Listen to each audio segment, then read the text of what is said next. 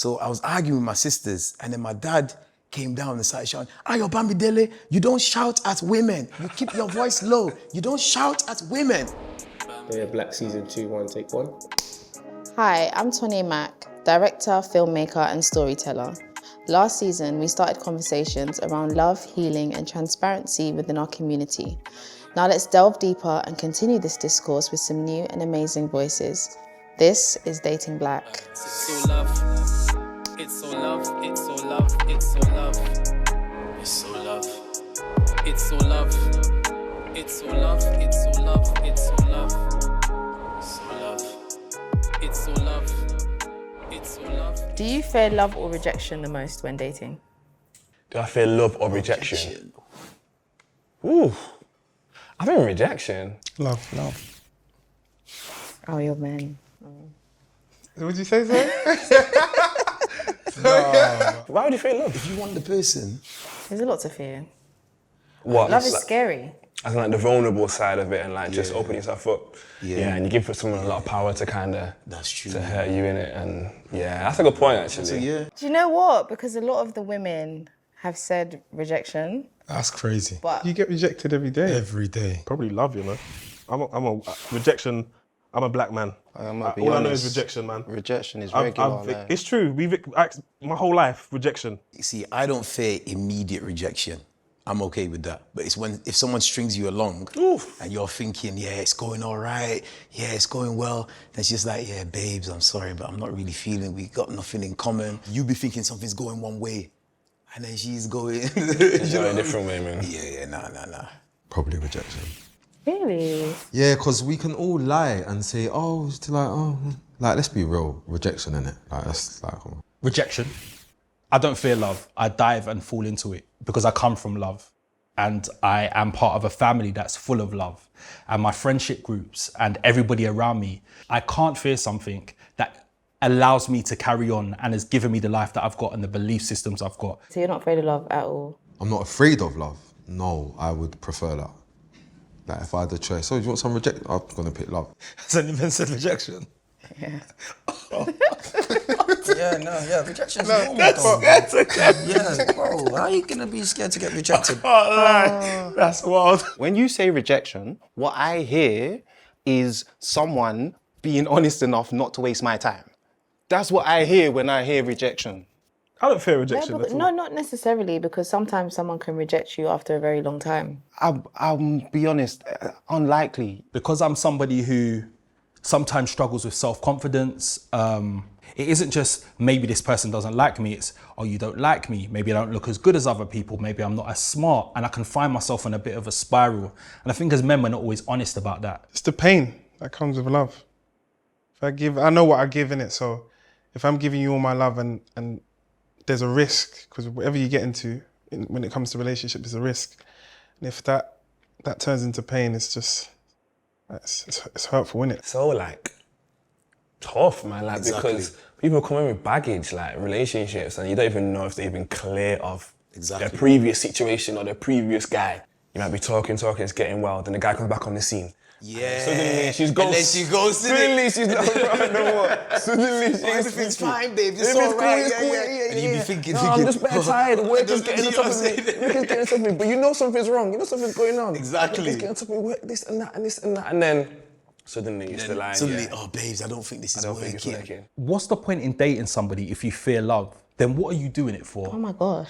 So for me, the end goal is love, right? So if I'm coming into a relationship with you and I'm dating you, maybe love at first sight exists, but I'm wasting your time if I fear love, because I get to a certain point, I start to feel that emotion and I run away from you, and then I hurt you, and then you meet somebody else and you fear love, and then they start to love you, and then you run away, and then they're hurt, and we create this cycle and this system where everyone's feeling love, fearing love, but essentially that's what we're leaning into. So we fear love and we create rejection.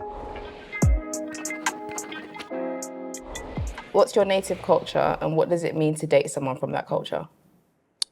My native culture, I'm a Yoruba man. Yeah, same. And you know what's so funny? I haven't dated many Yoruba girls before. It's not like a deliberate before anyone wants Rose in it before the ground. Why are you not dating Yoruba girls? I'm from West Indies. I'm Jamaican and Vincentian, but I'm born in England. Okay. What's it to date in that culture? Like, to know that the girls are nice. How it would feel, or what it would mean to date a girl from the culture, probably be really easy. I think when it comes to me raising my family and having and settling down, I do want a black woman. When I broke up with my first partner, my sister was like, go and have fun, man. She said, just date different women, get to understand what you like, and get to understand how different women are from different cultures. Yoruba women, generally, amazing women. Honestly, funny, full of character, culture. yeah. Like, I love hearing... Some of the funniest girls I've ever met. They're elite women, you know what I mean? And if you can date them, then that will be amazing for you. There's some things that a lot of Yoruba women do and act. I'm just like, yeah, you know what? We could be friends. We could probably see each other. We could probably have fun. I can't see myself staying with you long term. Because you know, you see in St. Vincent, they got a volcano. I don't know if it's the sofa, whatever. It just makes everything grow mad. The grass, the flowers, the girls, their hair, everything's mad. Hearing that advice, that's when I was single for 7 years, and in that period, I dated different women outside of my culture. But I love black women. It's easier to be selfless with someone that talks to you in a pleasant way, that's 100%, respectful to you. yeah. Which Yoruba women is part of our culture. Even if they're just flirting with you, they're gonna insult you. They insult you when they're flirting with you. Imagine when they're angry or frustrated. I've heard some people say some nasty things that I know they actually don't mean. But Yoruba people, you know, that can make a lot of, in my experience, me and a lot of Yoruba women clash. There is a stigma that dating within the black community is typically more challenging than other race groups. Do you agree? Kind of. I can see why people would say that. We cannot detract or detach ourselves from the reality that we live day to day. There are how many uncountable black cultures. I'm from St. Lucia. A man from Jamaica, we get put together. We talk about things like imposter syndrome, racism. If you look at the historical impact of racism in black communities and how it's directly affected the ways in which we've been able to build relationships with each other. We're all black, right? So true. But we're not the same. We've got different cultures. But that doesn't seem to be something that's ever considered. If you look at colonialism, so like slavery did that, it fragmented black relationships. But if you look at colonialism, bringing their ideals into our countries around how we should love each other and how relationships should be, it's impossible to say that those things aren't going to have an impact on the way that we connect with each other, right? I've noticed that there's certain problems that we have, which are, for example, let's go into Jamaica. Slavery really messed us up. The dynamics of men and women has been completely confused and mashed up to the point where for 300 odd years, men were taught that they were nothing. And so certain things that happen to our men in front of our women and vice versa has affected how we operate within each other. Like, I've got some friends who've kind of actually recently given me insight more into like the other communities and just like just like the things, how they go. And I think like, some of the things they've been telling me, it's more similar than you'd actually believe. Like there are like the people who are not really trying to settle down. There are people who are just out here kind of thing. I think sometimes we put like this lens on ourselves that's like, yo, it's a mess. It's like people are just seeing, talking, the heartbreakers, Yoruba demons, etc., etc. Yeah. Even down to the hypersexuality within the black community. I've seen it in the Caribbean, I've seen it in Brazil, in the South Americas, I've seen it even in Africa and certain countries that I've been to. So it's very clear that culturally, what we have experienced as a people has greatly affected how we operate within the genders. In other cultures, there are similar things going on, but then I think maybe their success stories are shared about more than our success stories. Yeah. What is the quickest you've ever locked off a dating situation and why? After the first meal. Bad breath. Wow. Yeah. How quick was that? I just knew after that date she'll never see me again. Was it that bad? Yeah, it was bad. Did it match the face? No, she was beautiful. But when she opened her mouth, it was different. Why? Difference in political views.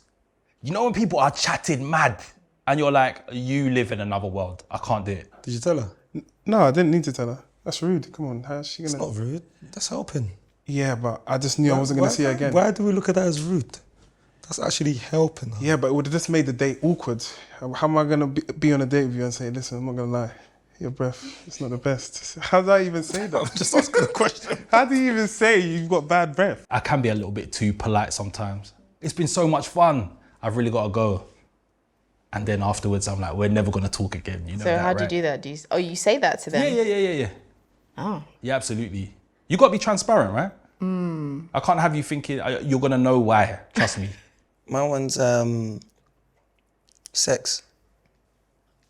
Okay. It wasn't given. Maybe said it wasn't giving. He even used the woman lingo. Yeah, It's not giving. It wasn't given. What was it giving? The synchronization wasn't there. At your big age, no, wait. Sorry, yeah. At least know how to, you know. Maneuver. Yeah, like, see when you're coming back and I'm coming forward, you have to make it, like, she's like, I'm going, she's moving over there, then coming back. It's like. It wasn't given synchronization. Yeah, it wasn't. How do you think your personal traumas have affected the way you date and why? Yo. We're going there. So what? Let me sip a bit of. My personal traumas for an element of my life made me a people pleaser. And being a people pleaser put me in relationships I had no business being in. One time when I was like 7 or 8, I'll never forget this. So I was arguing with my sisters, and then my dad came down and started shouting, Ayo Bamidele, you don't shout at women. You keep your voice low. You don't shout at women. You trust less, innit?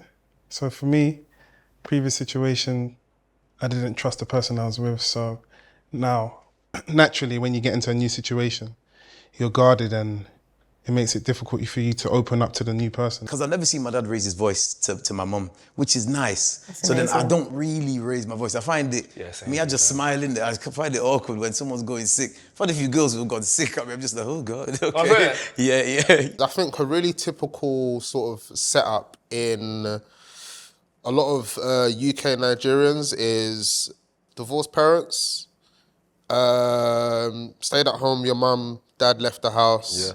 A lot of mum talking ill. Yeah, that of too. Men out of understandable anger and bitterness. I think for me, I never knew boundaries.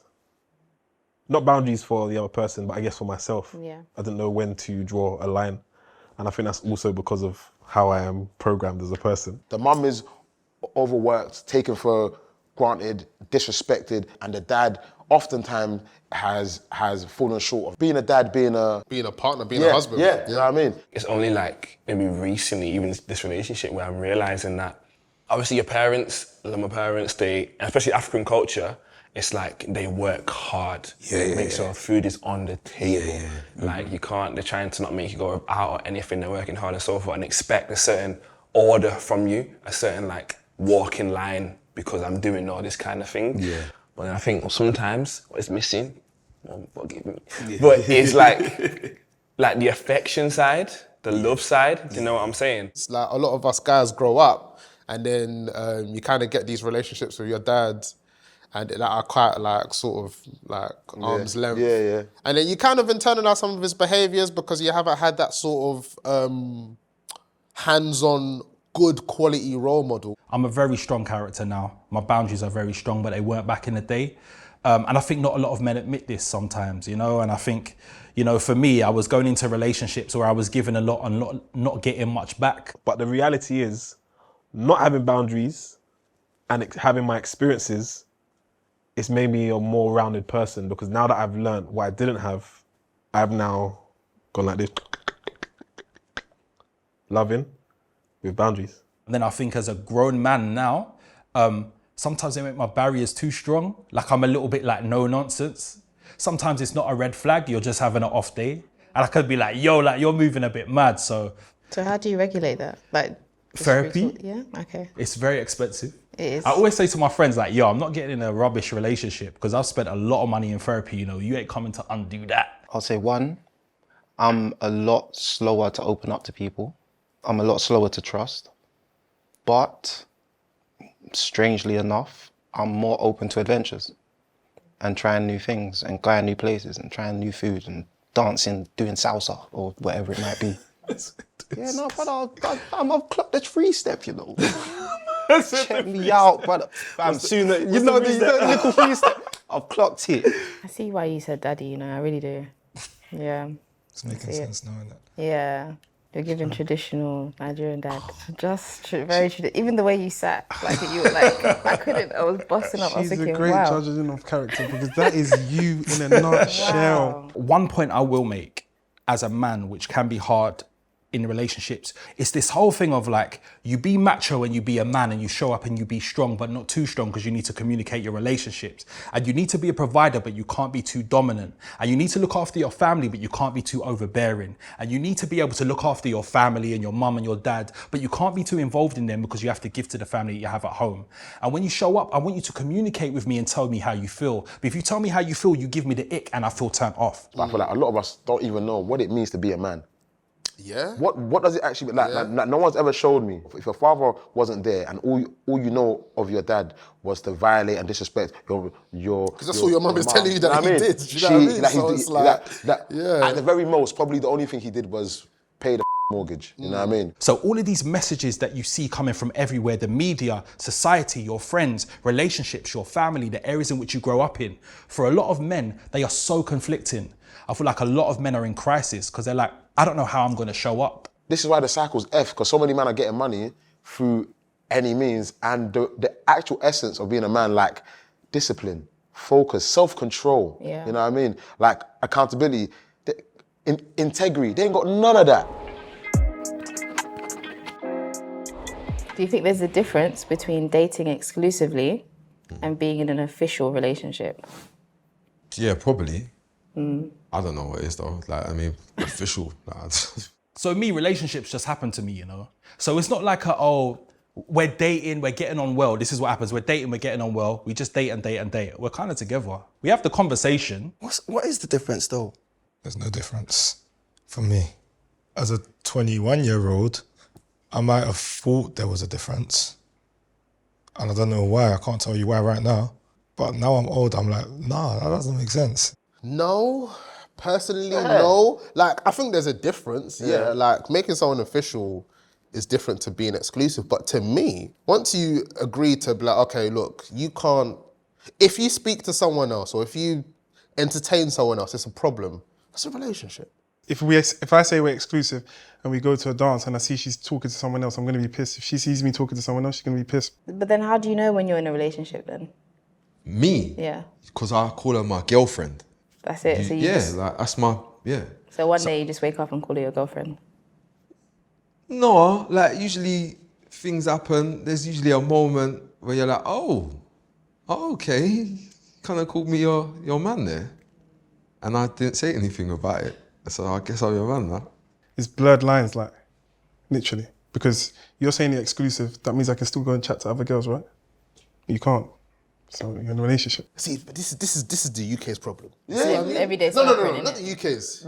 Us black UK maybe. dating folk. You know why? Because there's all like becoming a boyfriend and girlfriend is such a like political thing where it's like, there's got to be like this massive shift in emotion, or there's got to be this massive shift in like how we operate for us to be boyfriend and girlfriend. Sometimes this is your girlfriend and it only lasted 3 months and it ended. And that's better than some 6-month thing where for 5 months you don't know what's going on, and then for 1 month you're asking this guy what's going on until eventually you just, So you lot just kind of slide it in, basically. When you say slide it in? Slip it. When you say slip it in? No, I'm... You slip it in. Just, context? yeah, just a little bit. The word. Yes. So if you're exclusive, you're still single. That's nuts, bro. It don't make sense. You can go around, technically, telling people, I'm single. Yeah. That's what I'm saying. But you're exclusive. It don't make sense. Come on, man. It's got the crap. Then you've got this perspective on men or women that's like mad negative because for like 6 months you just you kind of just like were in limbo because it was better than not having no one. So for me, a committed relationship is I am seeing my future with you. We are now building. Exclusively dating is you are somebody that I like. I really get on with you. I don't want the distractions of other people, so I'm doing this exclusively. I feel like there's only value more time from the male side. Yeah, 9 that's times true. The way society is kind of 10, wired. the guy is going to be fine with if the girl's cute, a girl's sweet, you know what I mean? Take her out. 3 months of casual fun, casual knacking, casual, you know? This is like I get to eat the chocolate and I'm not putting on weight. That's beautiful. I can eat all the bad food I want to eat and it's not going to... That's amazing. Like, why are we so content with being in situationships? You know, think people like toxicity.